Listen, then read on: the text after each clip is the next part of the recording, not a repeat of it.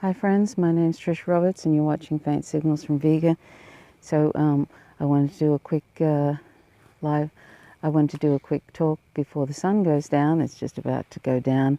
I've been a little bit off color lately. I think it's been the effects of the stress with the fires. I haven't been sort of running at 100% just lately. But anyway, I just wanted to talk quickly about something that I noticed. You may already know this, but I noticed that the Koch brothers over the last year or so have been getting support for changing the Constitution of the United States.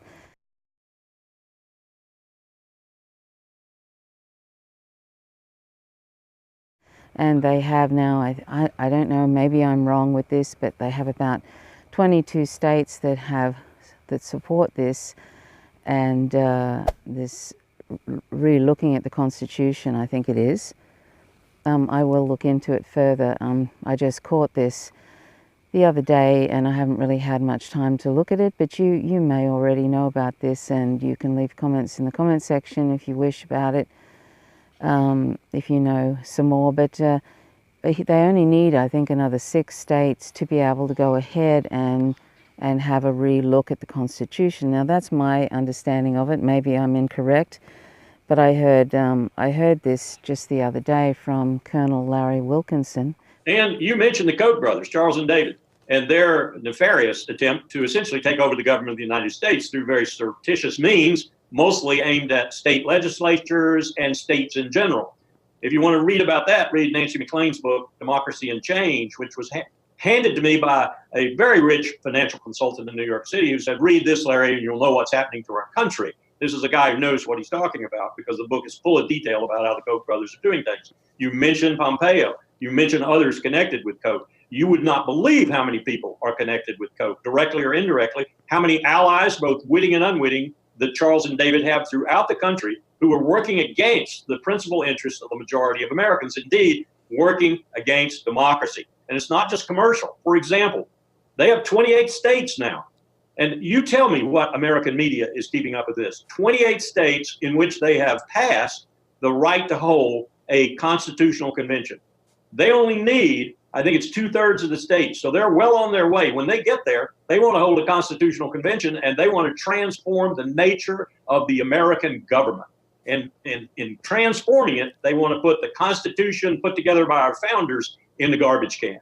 And this is not even reported in our media. These are 2 powerful billionaires who are shaping underneath the fabric, as it were, the entire future of this country. Not just Venezuela, not just these other things that we've talked about, but the entire fabric of our republic. They are reshaping with their money. And it's important, when you talk Koch brothers, you also talk about the Koch brothers network of funders, which is a whole gang of billionaires, including Robert Mercer, who sometimes has certain differences with the Koch brothers, but is fundamentally in the same orbit.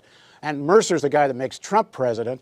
And one shouldn't underestimate both the extent to which the leadership of the Democratic Party both has their own ties to that Koch brothers network and is terrified of that Koch brothers network, yes, which also informs their Venezuela policy.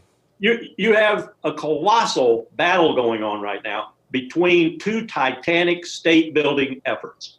And what I mean by that is the one started in 1947, coming to fruition through the Cold War, and now called by scholars the national security state.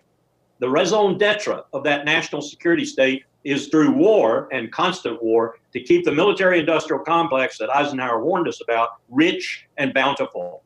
On the other hand, you have the Koch-inspired and now well-fueled predatory capitalist state, which is aiming at making capitalism monopolistic and so forth, and making billionaires the plutocrats that rule this country. Those 2 states right now having contiguous elements, that is to say, the military-industrial complex, a company like Lockheed Martin, will be in the predatory capitalist state, and vice versa. They are having a titanic struggle, though, both intellectually and realistically on the ground, as to who runs this country in the future, and neither state has the remotest concern for the average American, for the middle class, or about freedom, democracy, and liberty. They only have concern for their state-building effort, the one leading to more wealth for fewer people, and the other leading to more war and wealth to their people. By the way, that's Alia in the background there, she likes to get into the videos I do, and she has a little collar on. It's for a bird be safe collar. It actually alerts birds. It's a colourful collar. No, we don't like to dress our cats up. So anyway, she's just hanging out with me here, so that if you think, oh, that's interesting, a little cat with an Elizabethan collar on, that's what it is. It looks a little bit silly, but it works well. Anyway, so Larry Wilkinson, Colonel Larry Wilkinson, who was he was in the Bush administration and he worked for Colin Powell. He pointed that out on the Real News Network, I think it was, about it. So that's very disturbing. He seemed disturbed. I think U.S. citizens should be disturbed, and of course the rest of the world should be disturbed because heavens knows what they could do to the Constitution. I mean, that Constitution, of course, has problems, and it was created by white supremacist founding fathers. It has all sorts of problems, but I won't go into that. But anyway, it has problems. Anyway, so but you just really have to wonder what they would do. The Koch brothers, the richest Republicans, I think, in the United States. What they would do to something like that, and what that would mean for the environment and all sorts of things. I mean, it's frightening, really. So I'll find out. I hope I'm not scaremongering here, but that's what I understood briefly when I heard Larry Wilkinson mention this. And it's been going on now for at least a year, so that's something to sort of look into. The other thing I wanted to say was I saw a little video today. I think it's been posted 2 or 3 days ago. I just posted it up because it's got a call to people to join the march for Venezuela, for hands off Venezuela, in D.C., Washington D.C. coming up. Now, don't quote me on this if I've got this date wrong. I'm not in front of my computer, but it's, I think, the 14th of March. So if you live in the United States and you can get to that particular march, please do, because how important it is. It's very important because I think it's Richard Haas has been, the coup has failed in Venezuela. This is what Max said if you look at the video I just posted earlier. If you look at the video I just posted earlier, I might even post it right now. It's not very long. It's my last day here in Venezuela. I'm on Playa El Yete in Estado Vargas, in Vargas State. And you can see it's Monday, and I don't know what you're hearing in US media, but families are out here to enjoy themselves and have a good time because Venezuela is at peace. Venezuela is stable right now. Everything's calm and people are going about business. The coup has failed. Juan Guaido, President Moped, is in Colombia and probably won't be back. The Trump administration has failed here. But I saw today that Richard Haas, who's the president of the Coven on Foreign Relations, called for an R2P, responsibility to protect invasion of Venezuela, to protect these people from their government. That would mean bombing these people. It would mean putting these children behind me and women and families in the target hairs of the U.S., in the crosshairs of the U.S. It would be an absolute disaster. These people don't need protection from their government. They need protection from sociopaths like Richard Haas. And let me tell you something else. Just walking around the streets of Caracas, people come up to me all the time to tell me that they're willing to fight and die for the revolution they had in 1998, because before 1998, they were totally excluded from this society. They're going to resist. And what we should do in the US is resist sociopaths like Richard Haas, who want to invade, and Nancy Pelosi, and Dick Durbin, and Donald Trump, and little Marco Rubio, who want to sanction this country to death. Be in Washington on March 16th when we have a national march to protest the US economic assault on Venezuela, to demand an end to the sanctions, and to say hands off Venezuela. Richard Haas apparently has basically been calling to the RTP, the right to protect the Venezuelan people, which is nonsense really, but the right to protect the Venezuelan people, which means, and he's a warmongering so-and-so, and which means that, you know, he's calling for the US to invade Venezuela and to protect, in quotes, the Venezuelan people. God, these people are awful. They really are awful.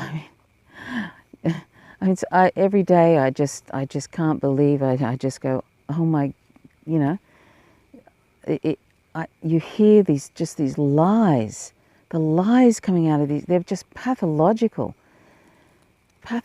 lies. Like, and people's lives are at stake.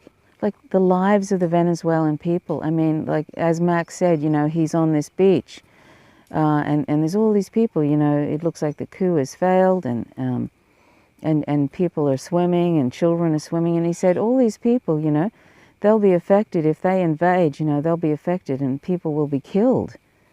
It's always the civilians that are killed, you know, in these sort of things. So anyway, you know, if you can, please join that march for Venezuela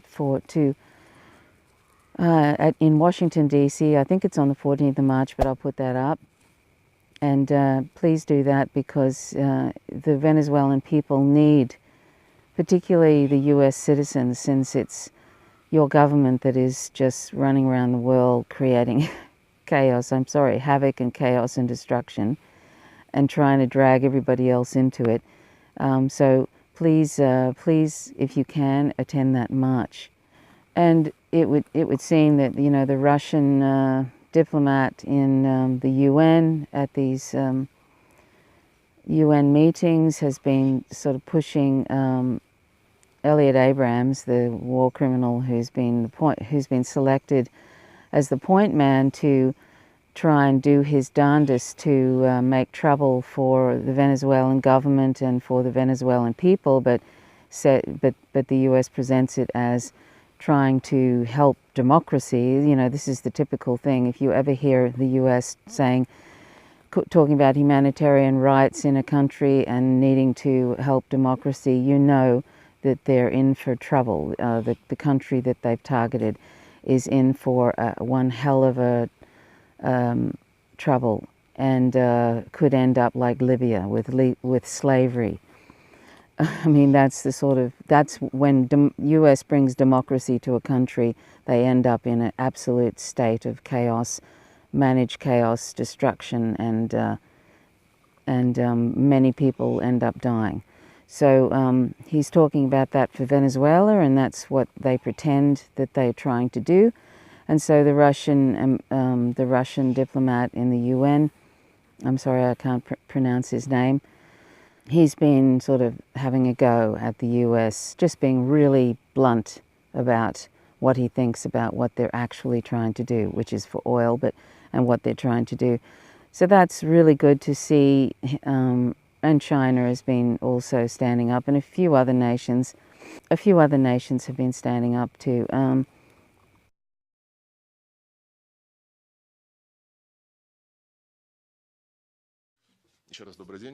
Once again, good afternoon, ladies and gentlemen.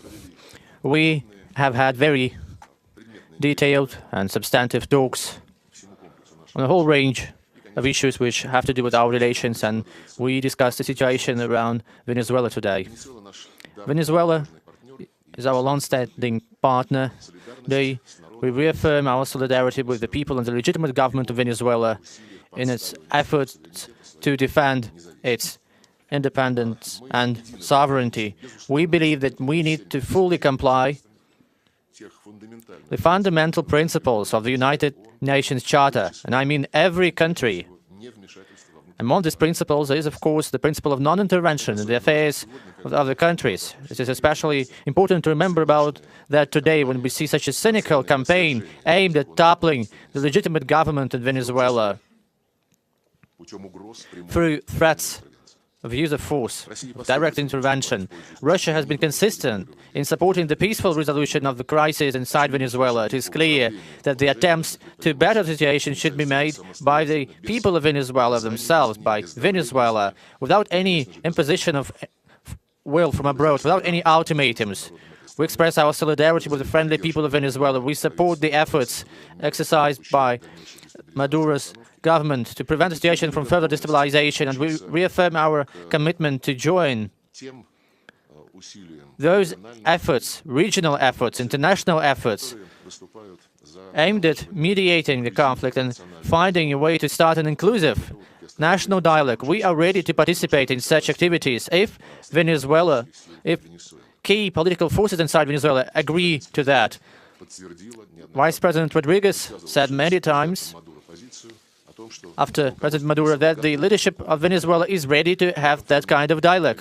So in that context, it is very regretful that the opposition has been consistent in refusing to have that dialogue, following direct orders from Washington. Ms. Rodriguez briefed me on the current developments inside Venezuela.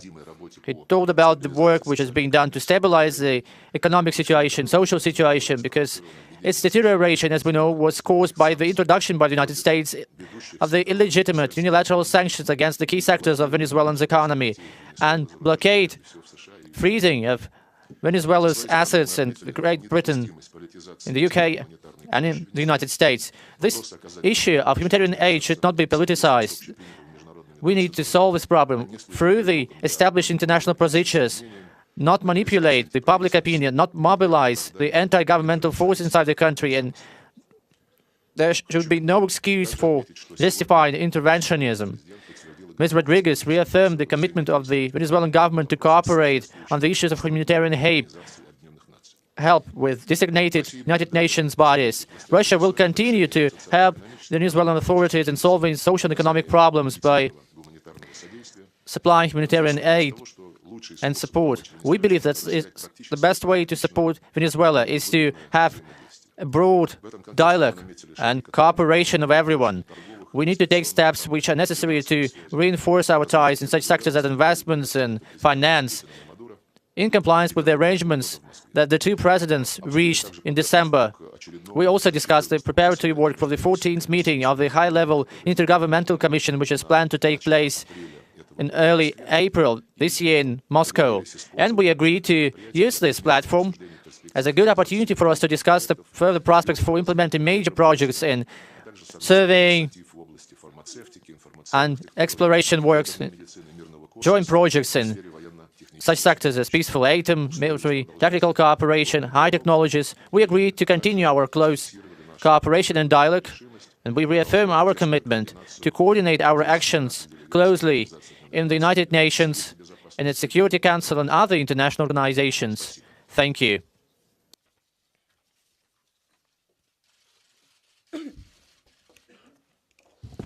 Bueno, muchas gracias, canciller. Quería, frente a todos los medios de comunicación que hoy nos acompañan, talking to the media here, I would like to express our gratitude to President Putin and Mr. Lavrov and all Russian people for the support of the people of Venezuela and the constitutionally elected government. Our president, Nicolas Maduro, we know that there are a number of maneuvers aimed at worsening the situation in Venezuela, and these attempts are mostly from the United States, who want to change the regime that they don't like, legitimate government and the constitutional institutes of Venezuela. We have an interesting program for Russia. Our president instructed us to deepen our strategic partnership with Russia. In December last year, President Maduro visited Russia.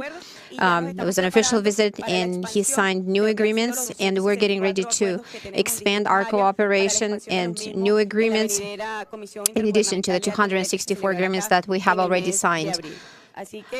In April, there will be a new conference between intergovernmental commissions and new agreements will be signed. We're here to underscore that Venezuela is looking for new ways in this new geopolitical situation. We support the countries who defend the international law, and we welcome and inform the creation of the informal group in the UN to defend the UN Charter and international law. More people support us, more people of the world. It's the countries who support the multipolar world order and oppose the one-polar world order and sanctions that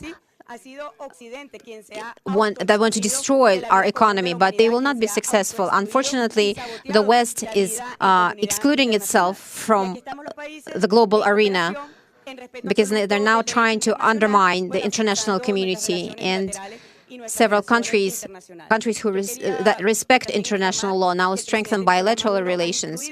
And I would like to say that President Maduro instructed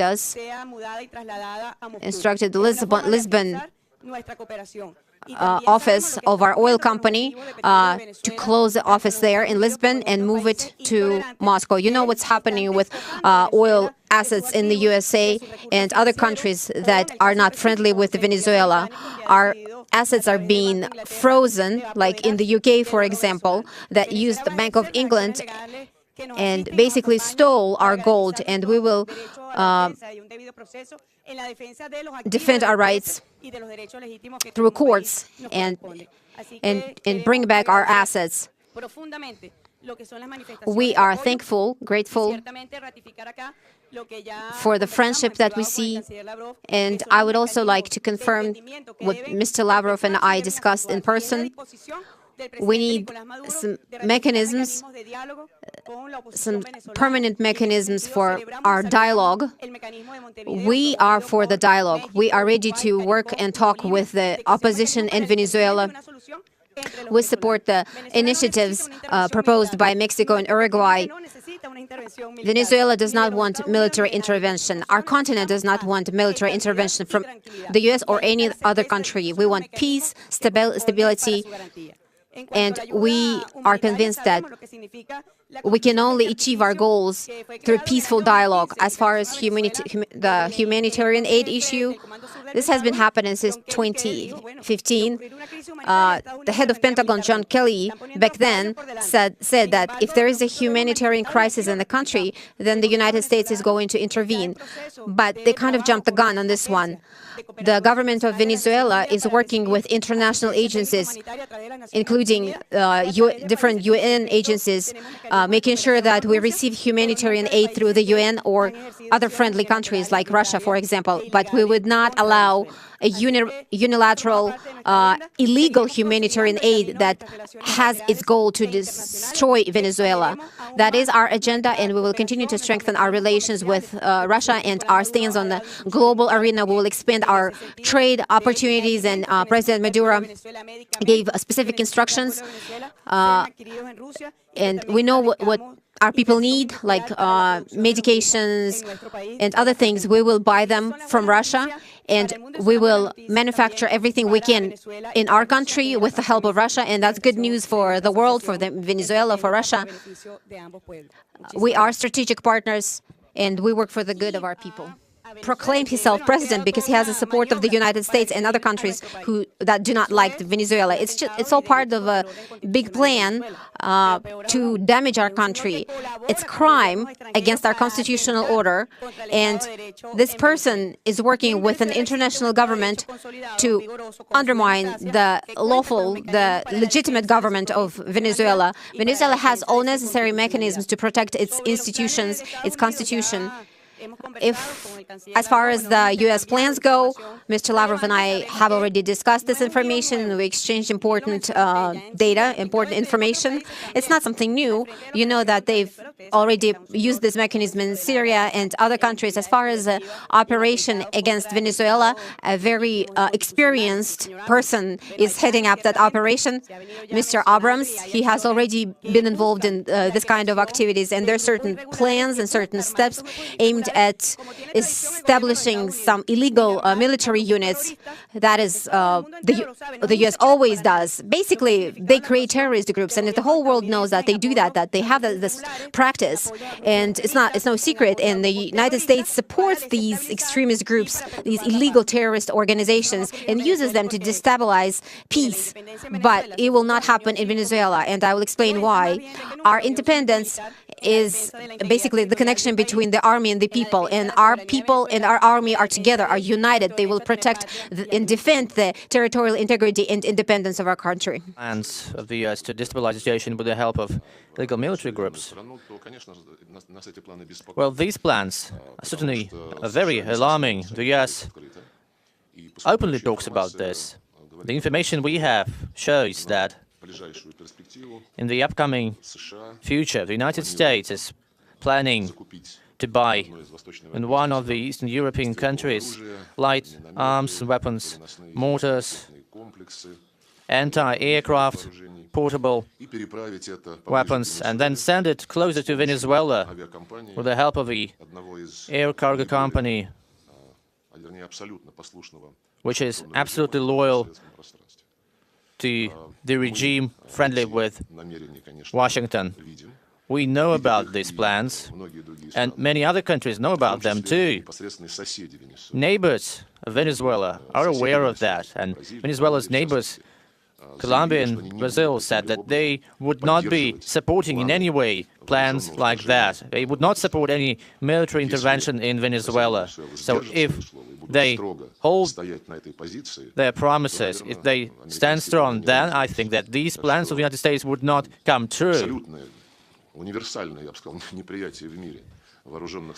The world is all against military solutions. I hope that will cool down the hard heads in Washington, but there are some people who will never stop there. We will continue working on the basis of the international law, and will continue to demand from the United States full compliance with the international law. Mr. Lavrov, do you think that direct military intervention, U.S. intervention, is possible? Because President Trump has already said that, and it has been reiterated that all options are on the table. And why is your government, Ms. Vice President, why is your government against the new election in Venezuela? I said already that there is not a single country in the world, except for probably one or two closest allies of the United States, who would support, would accept military intervention in Venezuela. Everyone, including Venezuela's neighbors, have already voiced their determination not to accept that, not to support this. I know the ways of the current U.S. administration, and that is why I can say that, yes, everything is possible. I cannot rule out that the U.S. administration can really do something that would, again, violate every international law and principles. And Elliot Abrams, who was appointed Special U.S. Envoy for Venezuela, makes no secret of his functions,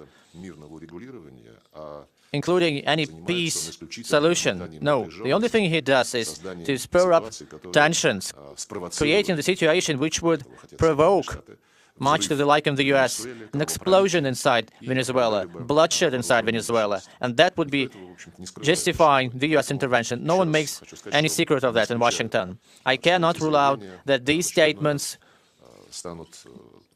would again be just a stepping stone for such things, outrageous adventures.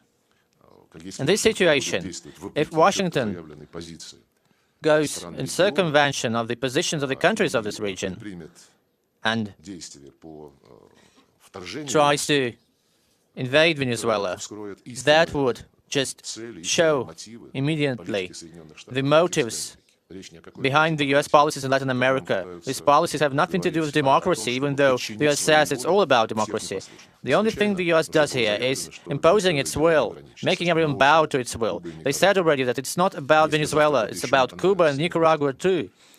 Next day, the U.S. may dislike someone else. It may say that elections in this or that country are not democratic, and it will all happen again. Again, I don't think that this kind of attitude and this attitude is outrageous. It will not help Washington score any points in Latin America.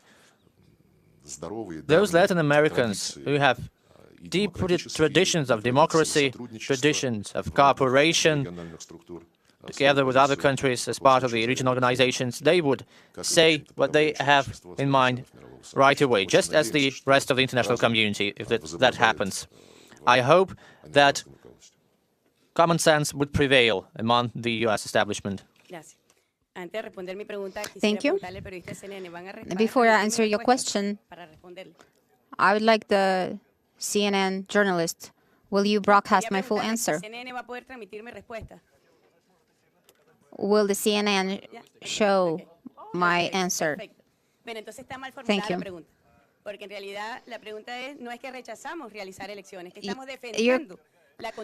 You said that we're against the election, but we defend our constitution. The election already took place in due time in 2018, and President Maduro won that election, and he's going to be in office until 2025.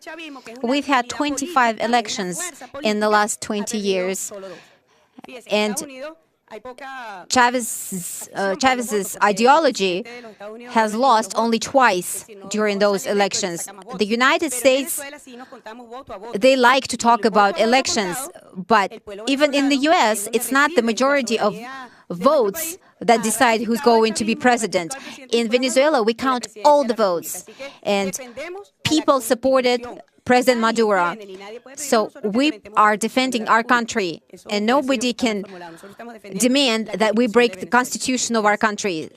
So we are defending, protecting our constitution. Thank you. It's good that they're calling out the Elliot Abrams, and doesn't he look like the sort of person that just could really lose his block really easily? I mean, I saw him, Elliot Abrams, I saw Dan Cohen, the journalist Dan Cohen, trying to get a word from him as he's leaving the building, and he didn't want to comment, and eventually he actually threatened Dan Cohen on camera in a sort of a veiled threat. And I imagine that would be the sort of, it's almost like these characters are like mafia characters. Seriously, they really are. They're scary guys. I mean, that guy Abrams is scary.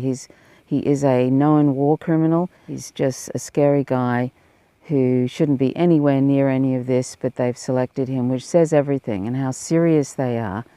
Now that the coup has failed, now they're going to go that one step, further and up the ante and sort of go for trying to militarily invade.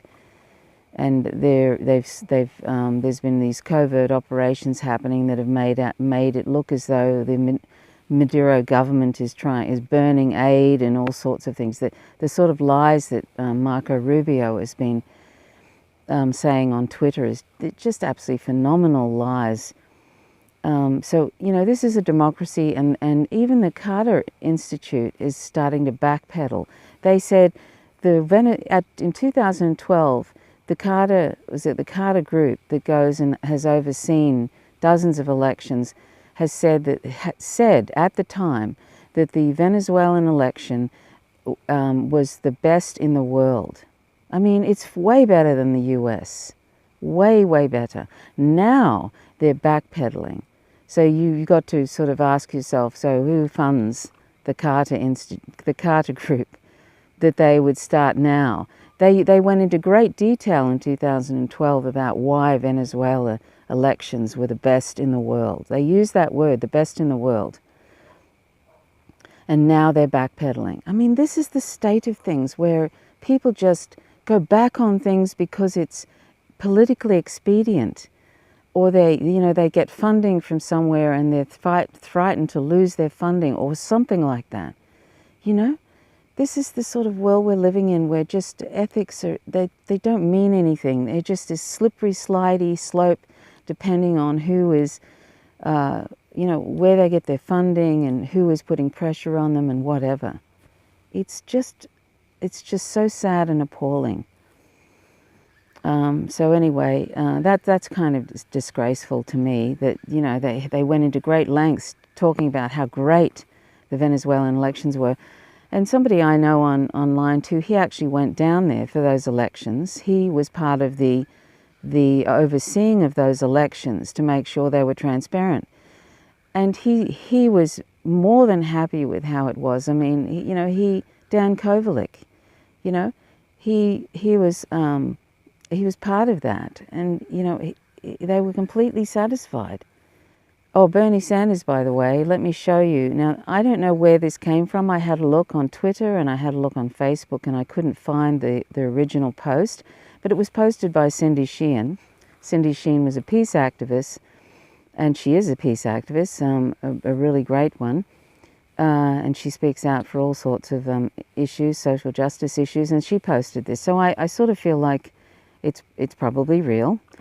And, you know, so this is Bernie Sanders once again promoting nonsense about the DPRK, about North Korea. And I know that's nonsense because I've interviewed people that have been. I interviewed John Preisner when I had the ability to live stream, which I don't have anymore because our government won't upgrade towers in this rural area, so my download speeds are dreadful. So I can't live stream anymore. I haven't been able to do it for 6 months. But when I could do it, I interviewed John Preisner, who is from the ANSWER, which is a peace coalition, ANSWER, who was the brother of Mike Preisner, who was producer of the Empire Files, co-producer with Abby Martin. And John Preisner went to DPRK and went all around without anybody sort of keeping an eye on him and directing him to certain towns and whatever. He went all around DPRK, and he said it was really sort of beautiful. He said they have free healthcare, they have free education. There is no way they could have made it, you know, like he went everywhere and he didn't have somebody following him around. There's no way they could have staged it, you know what I mean? And he said, you know, Pyongyang was beautiful. I think that's the town, the main city. You know, I heard it from him. And I think Ava Bartlett, the journalist who does a lot on Syria, she went there too around that time because there was so much propaganda about DPRK. And she had exactly the same thing, and she showed all these photos and everything. So, you know, what Bernie Sanders is putting out there is complete propaganda. See, this is what I mean. I'm not happy to report this sort of stuff, but here people are following somebody. And I realize Bernie Sanders changed. This is U.S. Senator Bernie Sanders. I realize he changed the narrative for people, and that's very important. He really did, and that was a very, very important thing. But left and right, like Venezuela, he was promoting this notion that Maduro was a dictator. This was like about a week and a half ago, and that Maduro's elections, the elections of Maduro, was not transparent. That's a lie. And then just recently, he posted on his Twitter feed some nonsense about Venezuela and how they need quote-unquote humanitarian aid, and that they're all this sort of stuff. The same line that Elliot Abrams, the war criminal, is promoting. Now, he's either too stupid to know what's going on, which means he shouldn't be in office, and I don't think he is. But no, I think that he's just pandering to the Democratic Party war machine, the Democratic Party warmongering party that it is. What you have in the Democratic Party is what is no different from the Republican Party. Nancy Pelosi, Steny Hoyer, Elliot Engel, chairman of the House Foreign Affairs Committee, they're all in the same boat. In fact, Elliot Engel is a neoconservative. They are very much for the military-industrial complex because people like Lockheed Martin and Raytheon and Boeing and Grumman pay them in their PACs, give them enormous contributions. And so whether it's Hillary Clinton or Nancy Pelosi, they are as big a warmongers, sometimes even more so, than some of these neoconservatives in the Republican Party. So in terms of the leadership of the Democratic Party, the rank and file being somewhat different, particularly amongst the Progressive Caucus and so forth, and the Black Caucus, but the leadership of the Democratic Party and people like Menendez and people like Schumer. They are as warmongering as any Republican. In fact, in some cases, for example, Schumer, if Israel's involved, even more so. Well, let me add something to the Schumer story, because it's not just Israel, which I'm certainly not arguing with you about, but if you look at the 5 largest shareholders of Lockheed Martin, all Wall Street financial institutions, all big funds, investment funds. And Schumer is Mr. Wall Street. So this convergence of the interest of finance and the military-industrial complex, there's no wall between them. And Schumer has a foot in both. And he's doing the same now with the DPRK thing, promoting that so many thousands and thousands of people have starved and everything. I mean, you know, it's just these are lies about countries which cause, in the end, which are propaganda that causes invasions and regime change stuff. It's appalling, and he's done anti-Russian propaganda. He's promoting propaganda. He's promoting propaganda about Venezuela that assists in leading to a right to protect invasion, and right to protect, in quotes, invasion by the U.S., propaganda about DPRK. And that's just an ongoing mess. And the Kim Jong-un wants to have peace with South Korea, and they're getting on with that. And Donald Trump wants them to denuclearize so that Kim Jong-un will end up being dragged through the streets like Gaddafi and murdered. And then, you know, they'll once again try and destroy the country like and you know, so put their corporations in and do all that stuff that they do every time they do a regime change. Hopefully it wouldn't end up like Libya with slavery and just a foul state, but who knows? The US always end up destroying countries. So, you know, this is no, like I say, it's no small potatoes. It's not small stuff when Bernie Sanders says this kind of thing. It really isn't. So, you know, he's just pulling out the regime propaganda, the imperialist propaganda. And, you know, you've just got to people have got to start to accept that he's for the drone program, he's back and forth on Palestine. He is an imperialist at heart. He's supported many bills. He's talked about regime change in Syria. And this is the other thing, Ro Khanna. I've said this before, I think, but U.S. Congressman Ro Khanna, he said about Maduro, was it Maduro the other day, that he was a dictator? Now, why? And this is another thing, and I think I heard this correctly, but Carl Kalinske on his show said, I realized he was talking about Bernie Sanders and how it was very bad that Bernie Sanders was saying these things about Venezuela, but then he said, but I understand why somebody, you know, wants to criticize, you know, these Maduro and people like that. Maduro's bad, yada yada yada. They're all dictators. He even said that himself. I don't think I'm misquoting him. And I just think, why is it that this is supposed to be a left commentator? Why is it that anybody who is sort of not a Western ally ends up being called a dictator? I mean, if there was ever a Nazi-esque regime, it's the U.S. empire going around destroying countries. They may not be goose-stepping into places, but they may as well be.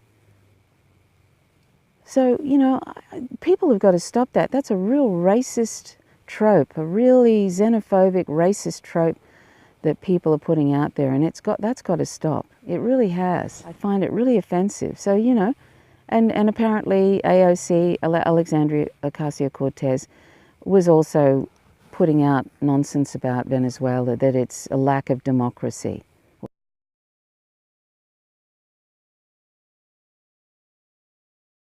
I mean, seriously. Ben Norton had a comment about that. Let me post that for you.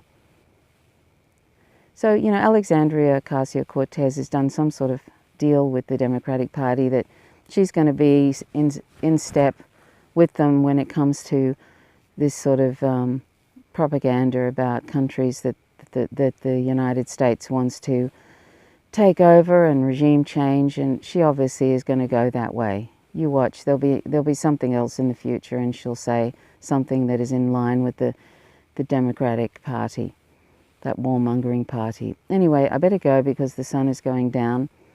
I hope that you'll join that march for Venezuela, for Hands Off Venezuela, coming up in DC.